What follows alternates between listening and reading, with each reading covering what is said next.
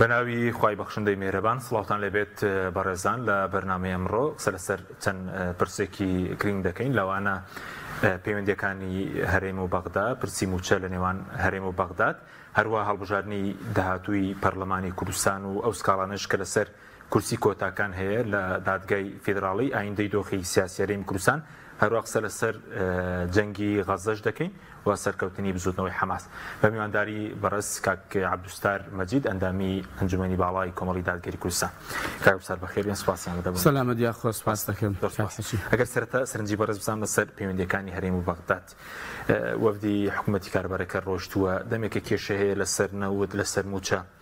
هۆکاری چیە کە چارەسەرێکی بنەڕەتی نادۆزرێتەوە بۆ پەیوەندیەکانی هەرێم و بەغداد؟ بەڵێ، بەناوی خوای بەخشندەی میهرەبان،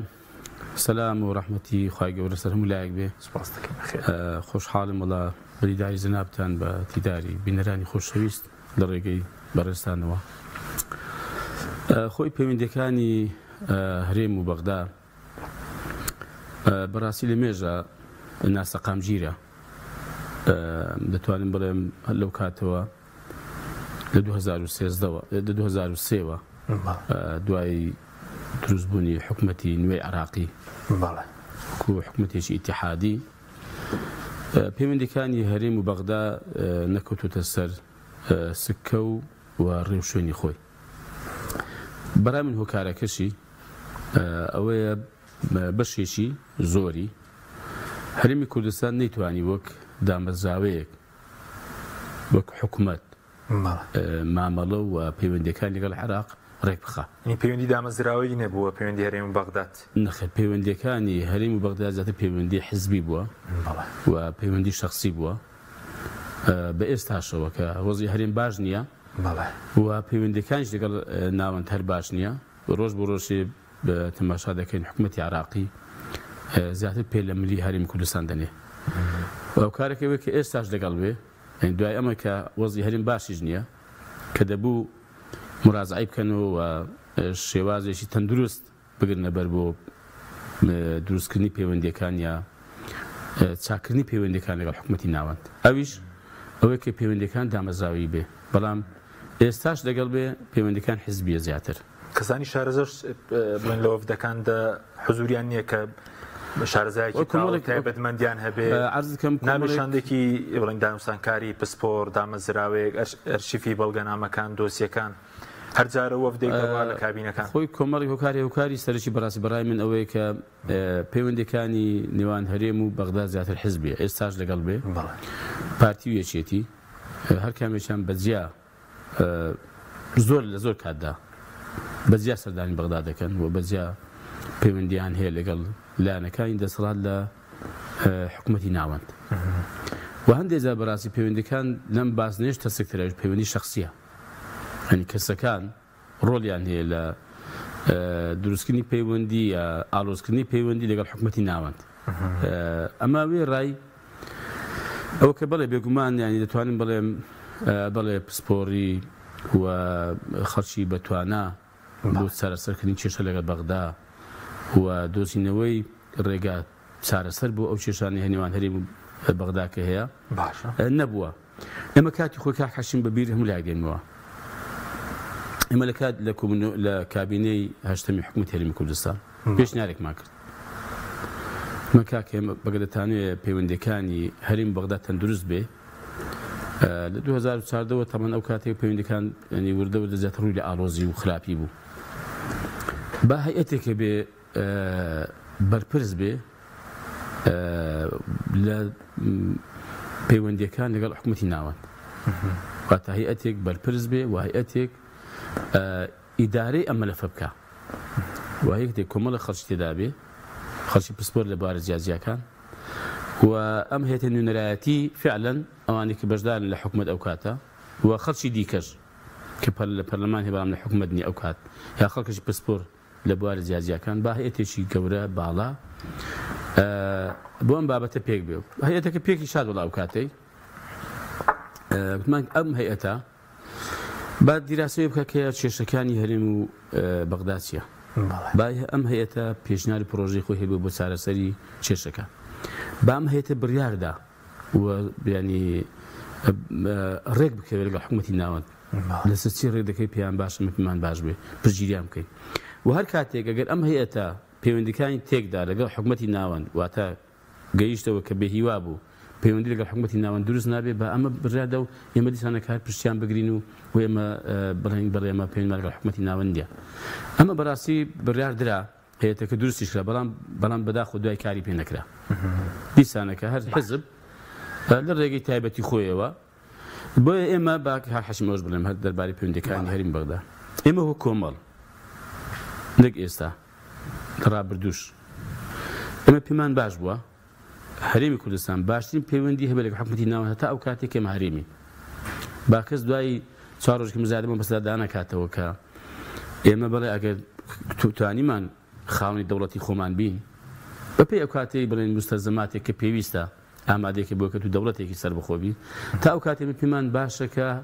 باشترین پەیوەندی هەبێت لە حکوومەتی ناوەند چونکە ئێمە پێویستمان بە حکوومەتی ناوەند هەیە سەفەرمو دەرکەوت هەرێمی کوردستان پێویست بە حکوومەتی ناوەند هەیە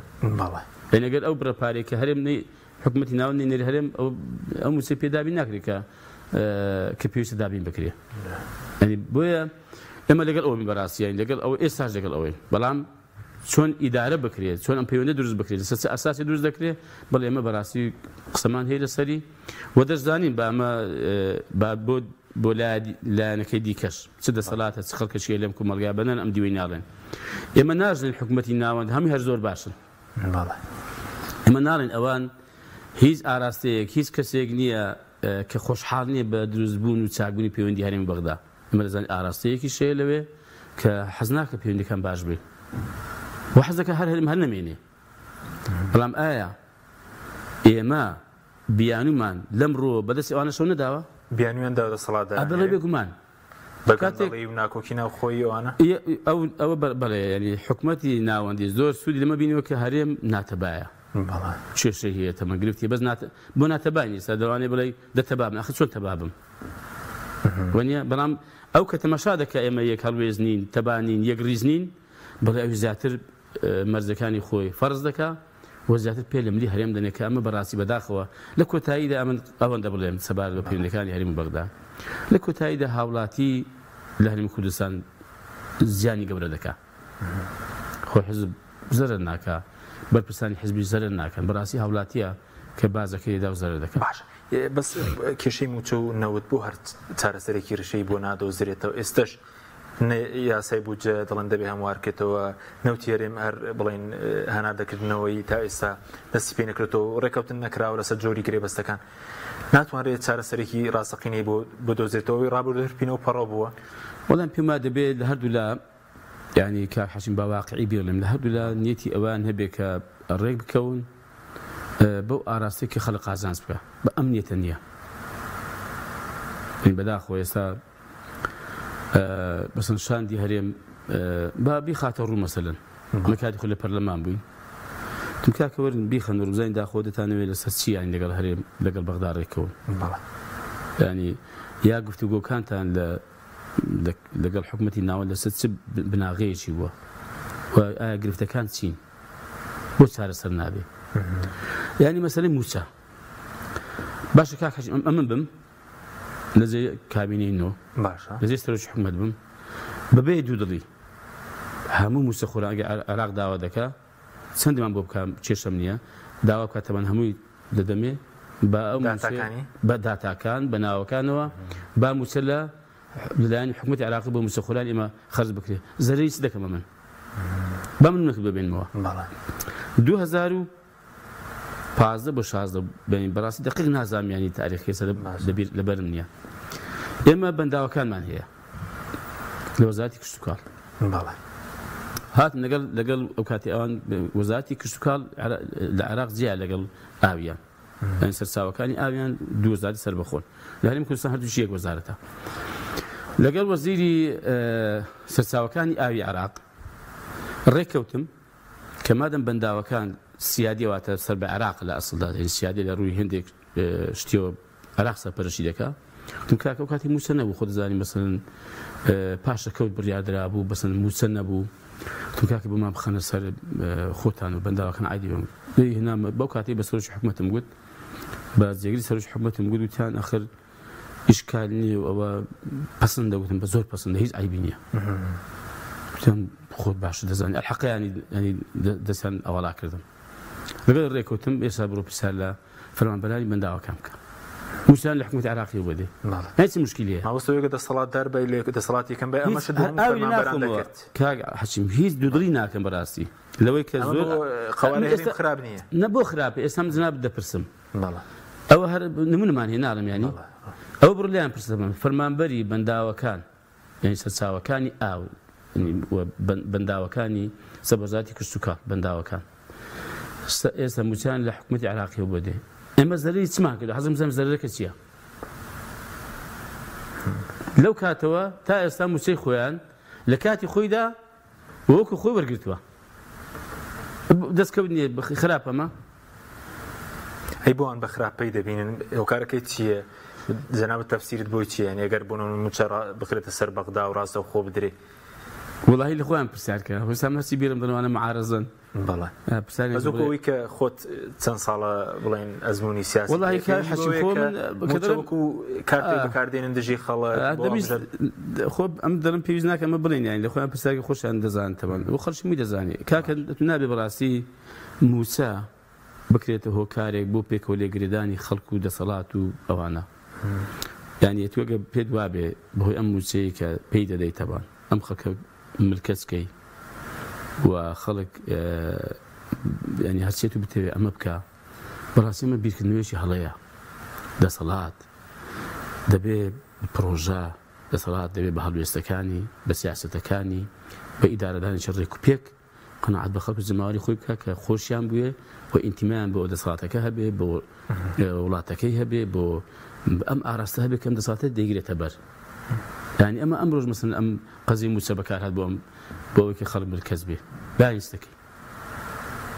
دوو باینسی دەکەی ئێستا فەرموو موچە کێشەی تێکەوتووە باش وێن بیرکردنەوەی بەڕاستی هەنی حکومڕانی سەرکەوتووە بە شێوەیەکی زۆر حەز دەکەم زۆر بە فراوانتر و زۆر بە قوڵتر تەماشا قەزێکەکەی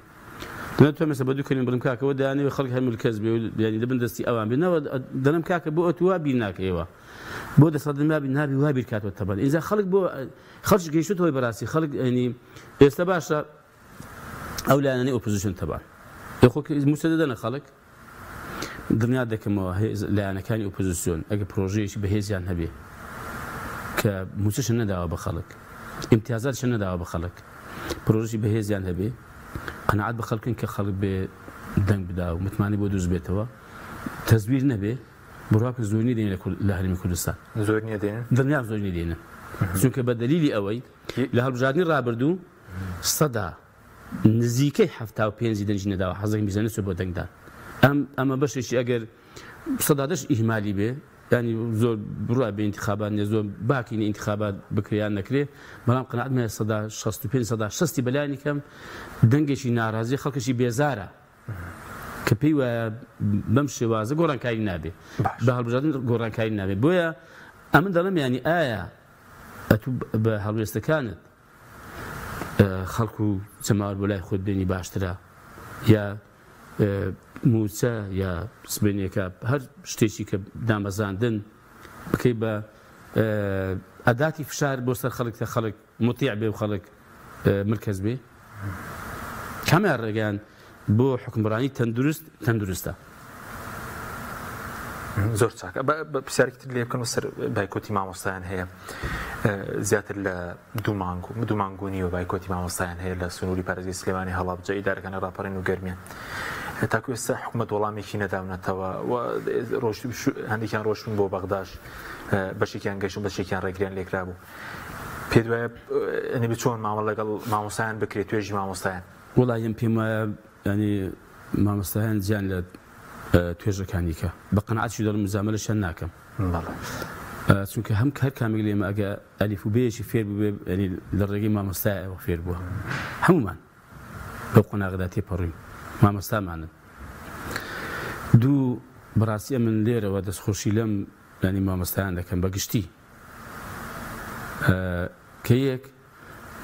لەسەر مافەکانی خوان وە دەنگ هاتوون دوو هەل لەم بەشەیدا بەڕاستی ینی هەڵوێستێکی جوان وە زۆر شارستانیانە تا ئێستا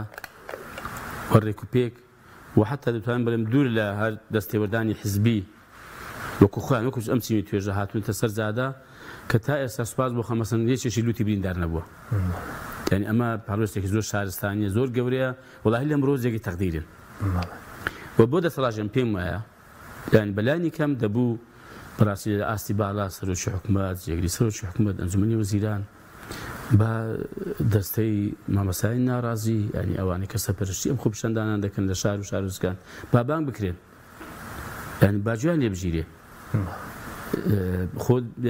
خۆ قەزەکە ئەم پێشمە خۆک داواکاریەکان وازە خۆ هەر مەسەلە موسەژ نییە کۆمەڵە داواکاری کەشیان هەیە کۆمەڵە کێشەی کەشیان هەیە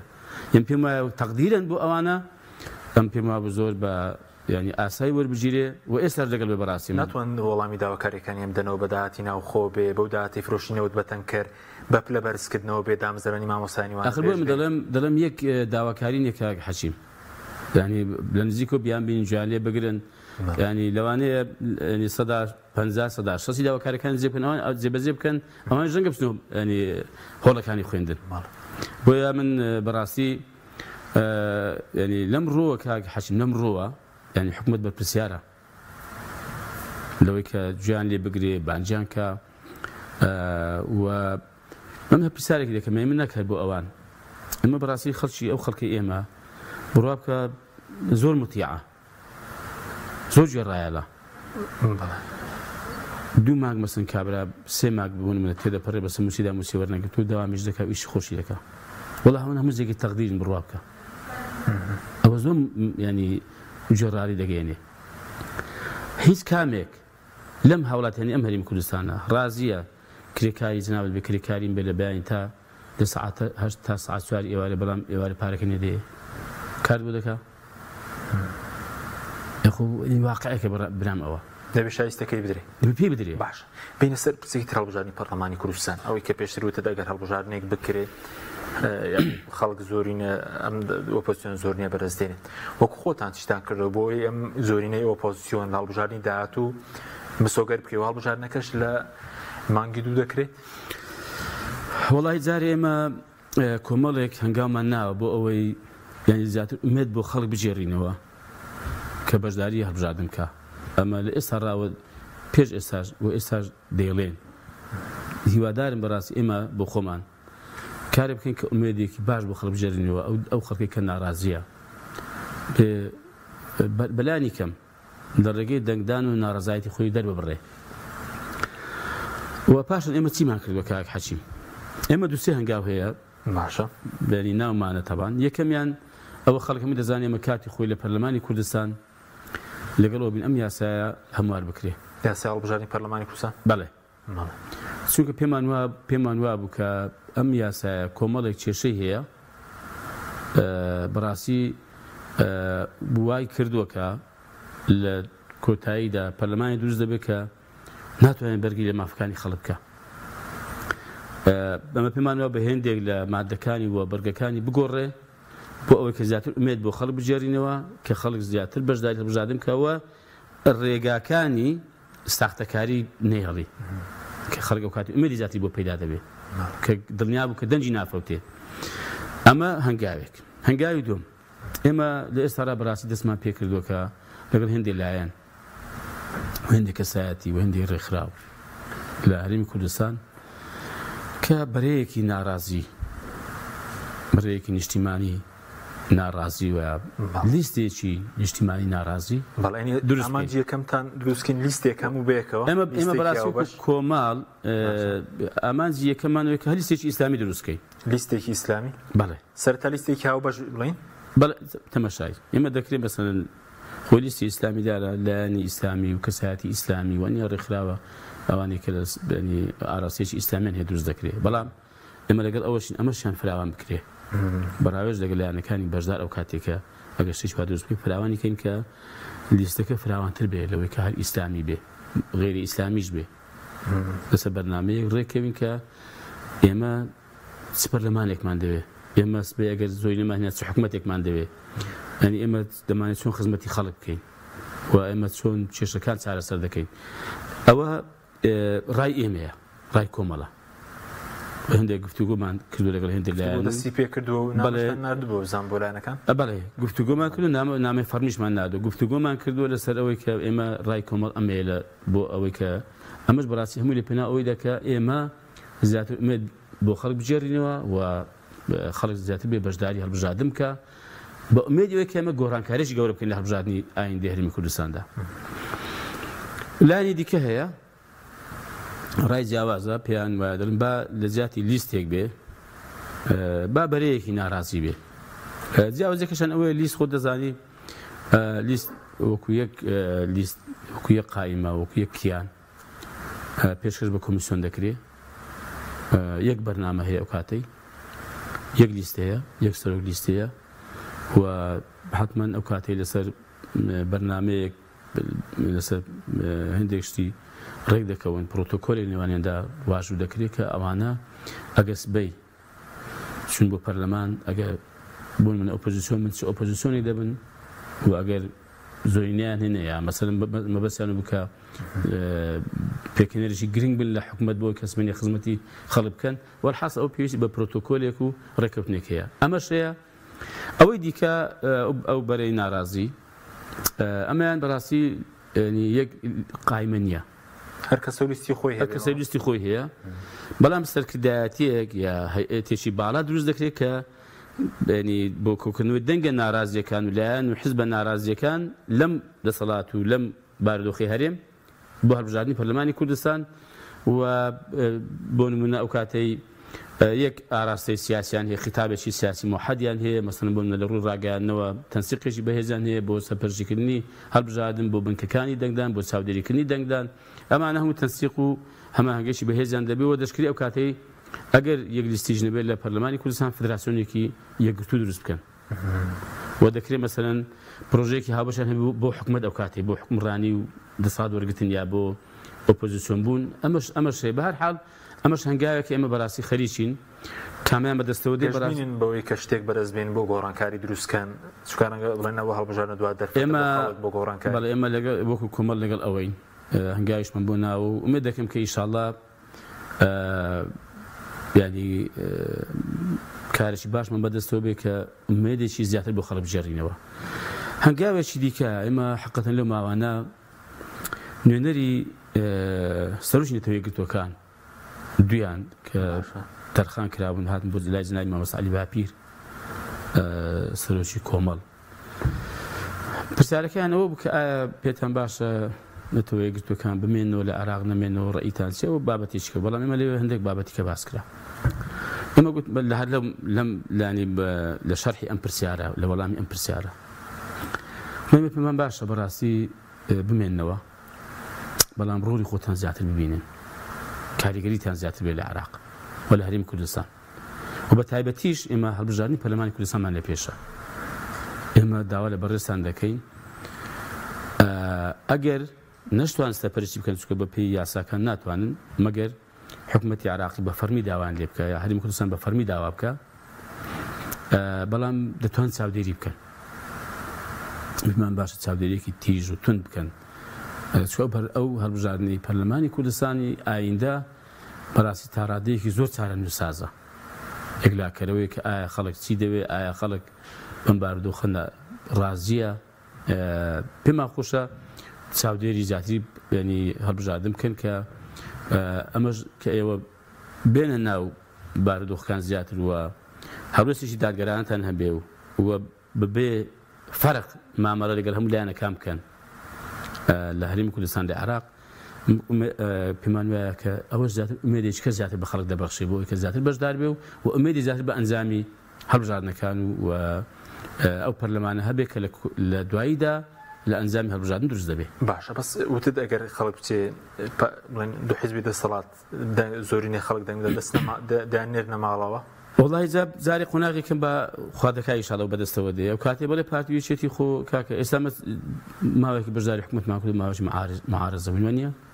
دەکرێت ئەوانیش ئۆپۆزیسیۆن و بۆ نابێ ینی کاکەوانش دوو حیزبن و خاوەنی جەماوەریی خۆیان و بە هەر بابوو ئەمن لەزێ ئەمە بم هەر بۆ خۆم دەیکەم زانی بۆ دەرەوەی ئێدا حکومە دەوان بۆ ناژین ینی بۆچی نەژین آخر ئەو هەموو پارە و ئیمکانەتیان لەبەر چەند ساڵە بەکاری دێن زەبا سەرچاوەکانی ئێمە چەند ساڵە کاک حەشیم ئێمە چەند ساڵە دەڵێن کاکە وڵات ئەوە بەڕێوە ناچی وانە بڵێن گەندەڵی زۆرە ستەمکاری قۆڕەخکاری وانە بەڕخنی زۆرمان لەم دەسەڵاتە نییە بەڵێ باش ئەوان با بڵێن کاکە دەفەرموو یا خۆیەوە زۆری نێبێنن با 4 ساڵ بێن تەسلیم ئەم خەڵکێکی بزانین لە خۆم چۆنی بەڕێوە دەبین کۆ کاکە ئەوان دەرفەتێکی زۆر زێڕیانە پێش دەبێ ئەگەر لایەنەکانی ئۆپۆزیسیۆن زۆرینە بێنن ئەمانە بێن بڵێن کاکە باشە وەرن فەرمون ئێوە بزانین داخۆ 4 ساڵ چۆن ئەم وڵاتە بەڕێوە دەبن کاکەگە متوانیمان موسەدابین بکەین خزمەتگوزاری پێشکەش بکەین وڵات بەرشی شڕێک پێک بەڕێوە بین دادگەر بووین گەندەڵی نەبوو قۆڕەکاری نەبوو لێوانش بن کاکە دەستان خۆش بێ یعنی ئێستاگەر ئەم حکومەتە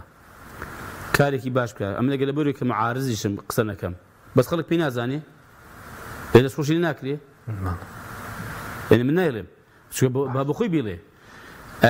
ئایا بۆ ناتوانانی بۆچی نەتوانێ هیچ دەکا باشم زۆینە بدە ئەمەش خوا دەکات زۆینە دێن لە پەرلەمان حکومەت پێک نایە هەر کامێشان بێشیش بینی پێش ناکە بە سەر حکومەتە من دەنجی پێ نادەم ئەو کاتێککە زۆرنی کورسەکانی ئۆپۆزیسیۆن زین چون ئەو کاتی وەزت قناعتمە بارودۆ بە شێوەیەکە دەبێت کاکاشین بەڵام ئێمە لەگەڵ ئەوەین کە بڵێ ئەوانیش بینێکە دوو حزبن مافی خۆیانە هەبن خۆ لە کۆتاییدا دەکرێت ئێمە بینی با ئەوان یا معارز یا کاکە باوەن وەکو ئێمە بین با بەشدار بن سقەی دەیانی بەڵام ئەمە قەنەعەتی ئێمەیە تەبەن هیچ کامل لەم حیزبان ناتوانێت کە لە بین بەرەبەر کاکە وەڵاهی کۆتایی پێدەنی نامێنێ ئەم ڕێگانە هەموو تاقی کراوەتەوە یعنی ئەوان ینی کاتی خۆی بەسن ئێمە زۆر هەوڵدەرەکە ئێمە هەر نەمێنین هەرماوین و لەخوا بەزیاد بە هێزی بووین و زەما باشمان تقریبا چارێکێکمان ماوە سپاس دەکەین ئەگەر بە پوختی وەڵاممان دەیتەوە لە سەبارەت بە هەڵبژارنەکەش باوە دوا پرسیار بە هەڵبژارنەکە لە کاتی خۆی پێ دوای بکرێ مانگی دوو ئۆسکاڵایانە هەبوون لە دادگای فیدراڵی دوای ناخات پێم وانە چکە سکاڵاکان یان ئەوە تێ مەسەن 4 بازن دەبێ یا یەک بازنە دەبێ محکمەی اتحادیە یان یەک لای دەکاتەوەی کە کورسی پێکهاتەکانە کە لەوانەیە بەو ئاراستەی وا ینی خوێندنەوەکان وانی بەڕاستیەوەی کە بیستمانەتەوە ڕەنگە ئەوەی کورسی تورکمانەکان و ئەرمەن نەمێنێ ئەوەی دیکە پێکهاتی مەسیحیەکان ئاشوریەکان مافیخوایان بێ باسەکە کوشی پرسیارێک لێ بکەم ئێستا لەگەڵ یەکگرتووی ئیسلامی لیستێکی هاوبەشتن پێکێناوە چاوەڕێی ئەنجامی باش دەکەن ئەمە ئومێدمان زۆر ئاری وەڵا مێتان زۆر ئومێدمان زۆری شادەنگەشی باش بینیوە بەڕاستی من لێرەشەوە داوا لە خەڵکیش دەکەین وە ئومێد دەکەین کە خەڵک پشتیوانی مام بکە بە ڕێگایش کە تاقی بکرێتەوە بزانین داخۆ خەڵکیکە چۆن دەبێت هەستن ئێمە تاقی کراویشنەوە لەخوا بەزیاد بێ حکومڕانی تاقی کراوینەوە وەکو خۆتان وەکو کۆمەڵ نوێنەرتان نەبوو مەبەستمێ بەڵام خۆ لە کوردستان ئێمە تاقی کراوینەوە لە پەرلەمانیش ئێمە هەبووین لە کوردستان ئێستاش لە عێراقین لە حکومەت هەبووین کاتی خۆی وانە تاقی کراوین کە ئایا ئێمە چ زۆرە خەڵکێکمان هەیە بۆ حکومڕانی و کاری پەرلەمانی زۆر چاکە بین سەر پرسێکی ترەویش پرسی غەزەیە کە ئێستا گەر بەس ڕاگەیەنراوە پێتان وایە لەو ماوەی کە نزیکەی 2 مانگ بزوتۆی خۆراگری حەماس بەرامبەر بە قەوارەی زایۆنی و پشتیوانی ئەمریکا وڵاتان شەڕی کرد سەرکەوتوو بوو لەو جەنگەدا وەگەر سەرکەوتوو بوو لە چیدا خۆی کاک حەچیم ئەم باری جەنگ ینی بابەتی جەنگ بابەتێکی اختصاسیە بەپی یاساکانی جەنگ ئەوەی متعارفە لە دنیادا خۆی بەڕاستی هەر علمیشە علمی حربی پێدەوترێ ئەوەیە کە هێزێکی دەسەڵاتدار وڵات بێ یا حزبێکی دەسەڵات هێزی هەبێ بۆ تحقیقی ئامانجەکانی کاتێک کە پەنای بۆ جەنگ برد بەبێ دابینبوون و دەستکەوتنی ئامانجەکانی بە هیچ شتێکە ڕازی نابێ واضح ئەم یاسایە هەر کاتێک ئەم هێزە لە کاتی جەنگیدا لەگەڵ بەرامبەرەکەی ئەگەر ڕازی بوو بە هودنا ڕازی بوو بە ئاشتی ڕازی بوو بە گفتوگۆ ئەوە کەواتە ئەم هێزە شکاوە نەیتوانیمە بەهێز کە پێشی گرتوویتە بەر ئامانجەکانی بێنێتە دی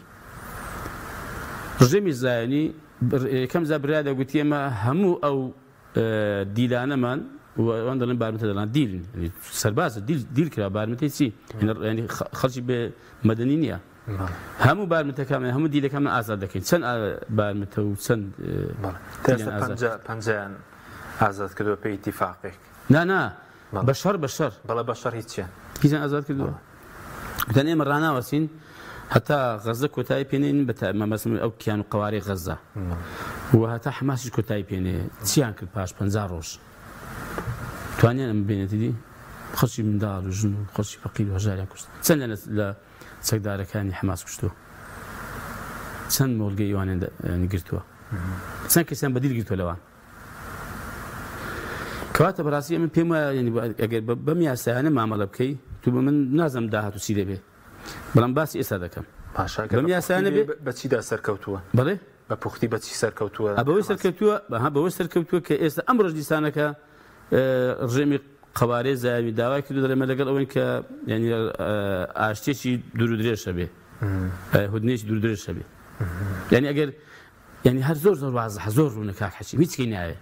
ینی ئەگەر بیتوانی باە حماس کۆتایی پێ بێنێ کۆتایی پێدەن ئەگەر بیتوانی باە دیلەکانی هەموو ئازاد دەکەن لە ڕووی سوپاس و نابەرامبەرن زۆر نابەرامبەرە بەڵام بەس نا ئەوە شکستە بڕوا بکە شکستە بۆ قەوارەی زاوی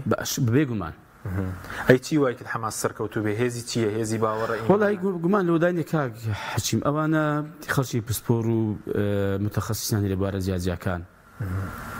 وا دەمێکیشە کاکە حماس ینی مقاومە دەکات لە جەنگدا لە بەرامبەر بە ڕژێمی زایۆنی لە ساڵی 1970 دروست بووە ینی ئەوانە شارەزا و ئەزمونێکی زۆریان پەیدا کردووە لە شەڕ دژ بە ڕژێمی زایۆنی و ئەوانە بەڕاستی خەڵکی خەبیر و شارەزان هەیە لەنی دەزانی ئەو چەکانە ڕەنگە بەڵێ هێندێک مەوادی خامیان لە هێندێک وڵات و هێندێک خەڵکە پێدرابێ هاوکاری کرابن بەڵام بۆ خۆیان وەکو ئەنی ئێستا دوێنێک هێندێک خەڵکیان هاتن کە وەکو هێندێک ڕێکخراو بۆ سەرخستنی کێشەی بەڵێن قودس ینی بەڵام بۆ خۆیان بەڕاستی پێشکەوتون یانی بۆ خۆیان زۆریان دەستکاری کردو زۆر ینی لە پیشە سازی چەکدا زۆر پێشکەوتون کاکە ینی ئەوەی ئەوان کردوانە کە من ئێستا بەڕاستی بابەتەکەی خۆش دەی کاتێکی کەمە کە خۆیان باسییان کردووە وردەکاریەوە کە ئەوانە بەڕاستی چۆن توانیویانە خەرقی ڕادار و هەموو ئەو ئەجزانە بکەن کە ینی ڕژێمی زاوی دایناوەکە ینی هێندێک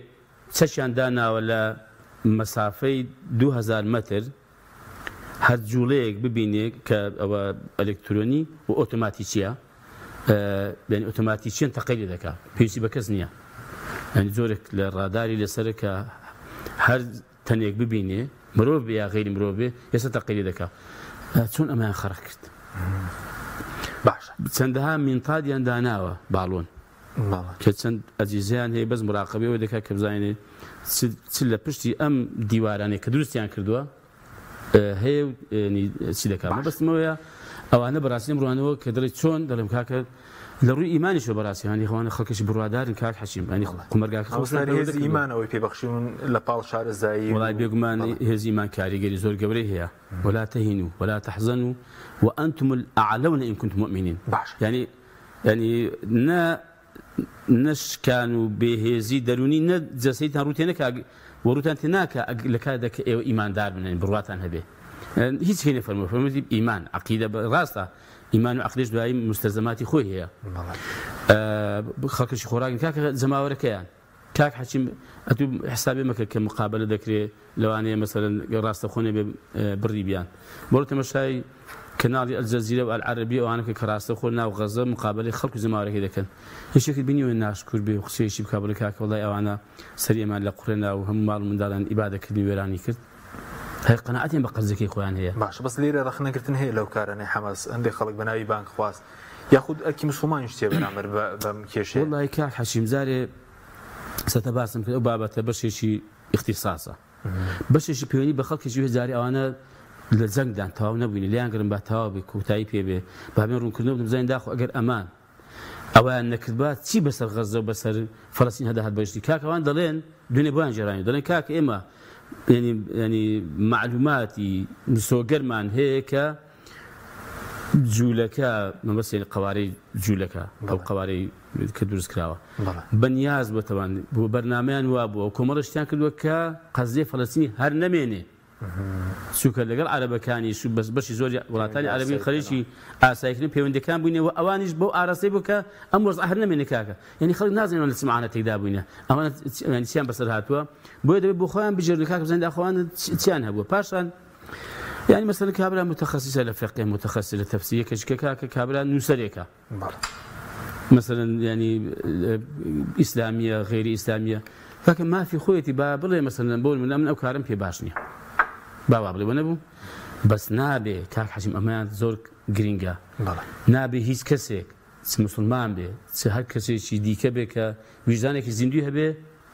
بشتي ظالمي بقري قسەی بکە کە بە قازانجی زاڵم تەواو بێ یعنی ئەوەی کە ڕژێمی زاوی دیکا بەرامبەر بە فەڵەستینیەکان بە درێژایی مێژووی لە ساڵی 1970ەوە هەر زوڵم نەبووە